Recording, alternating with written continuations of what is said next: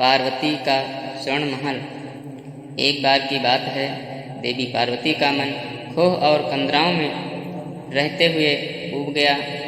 दो नन्हे बच्चे और तरह तरह की असुविधाएं। उन्होंने भगवान शंकर से अपना कष्ट बताया और अनुरोध किया कि अन्य देवताओं की तरह अपने लिए भी एक छोटा सा महल बनवा लेना चाहिए। शंकर जी को उनकी बात जम गई। ब्रह्मांड के सबसे योग्य वास्तुकार विश्वकर्मा महाराज को बुलाया गया। पहले मानचित्र तैयार हुआ, फिर शुभ मुहूर्त में भूमि पूजन के बाद तेज गति से काम शुरू हो गया। महल आखिर शंकर पार्वती का था, कोई मामूली तो होना नहीं था। विशालकाय महल जैसे, एक पूरी नगरी जैसे, कला की अनुपम कृत जैसे, पृथ्वी पर स्वर्ग। निर्माता भी मामूली कहाँ थे।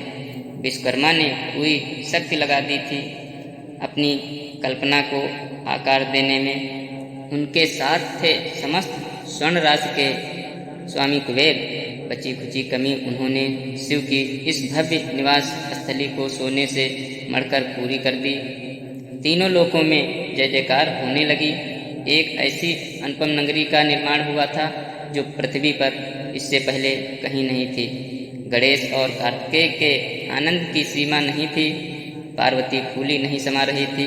बस एक ही चिंता थी कि इस अपूर्व महल में गृह प्रवेश की पूजा का काम किसे सौंपा जाए। वह ब्राह्मण भी तो उसी स्तर का होना चाहिए जिस स्तर का महल है। उन्होंने भगवान शंकर से राय ली।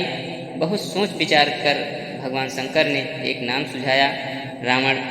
समस्त विश्व में ज्ञान, बुद्धि, विवेक और अध्ययन से जिसने तहलका मचाया हुआ था, जो तीनों लोकों में आने जाने की शक्ति रखता था, जिसने निरंतर तपस्या से अनेक देवताओं को प्रसन्न कर लिया और जिसकी कीर्ति दसों दिशाओं में स्वस्थ फैला रही थी, ऐसा रावण गृह प्रवेश की पूजा के लिए श्रीलंका से कैलाश पर्वत पर बने इस महल में आमंत्रित किया गया।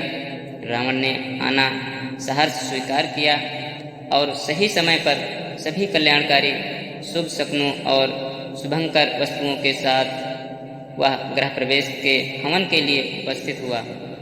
गृह प्रवेश की पूजा अलौकिक थी। तीनों लोकों के श्रेष्ठ स्त्री पुरुष अपने सर्वश्रेष्ठ वैभव के साथ उपस्थित थे। वैदिक ऋचाओं के घोष से हवा गूंज रही थी। आचमन से उड़ी जल की बूंद वातावरण को निर्मल कर रही थी। पवित्र होम अग्नि से उठी लपटों में बची खुची कलुषता भस्म हो रही थी। इस अद्वितीय अनुष्ठान के संपन्न होने पर अतिथियों को भोजन करा प्रसन्नता से गदगद माता पार्वती ने ब्राह्मण रावण से दक्षिणा मांगने को कहा। आप मेरी ही नहीं, समस्त विश्व की माता हैं माँ गौरा, आपसे दक्षिणा कैसी।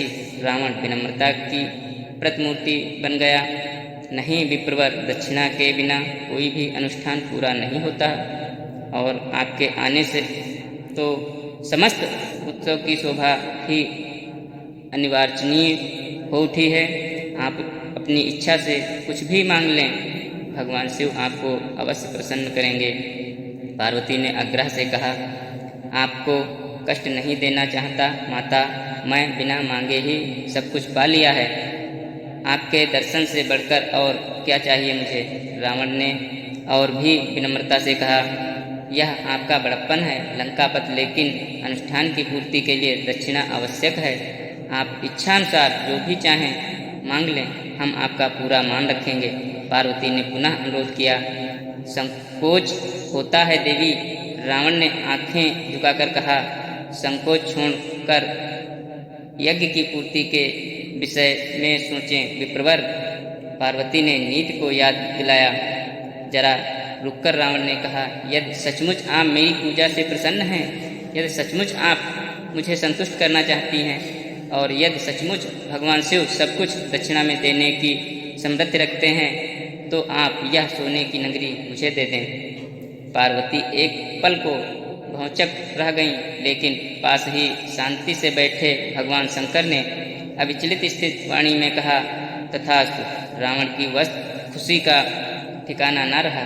भगवान शिव के अनुरोध पर विश्वकर्मा ने यह नगर कैलाश पर्वत से उठाकर श्रीलंका में स्थापित कर दिया। तब से ही रावण की लंका सोने की कहलाई और वह दैवी गुणों से नीचे गिरते हुए सांसारिक लिप्सा में डूबता चला गया। पार्वती के मन में फिर किसी महल की इच्छा का उदय नहीं हुआ। इस दान से इतना पुण्य एकत्रित हुआ कि उन्हें और उनकी संतानों को गुफा कंदराओं में कभी कोई कष्ट नहीं हुआ।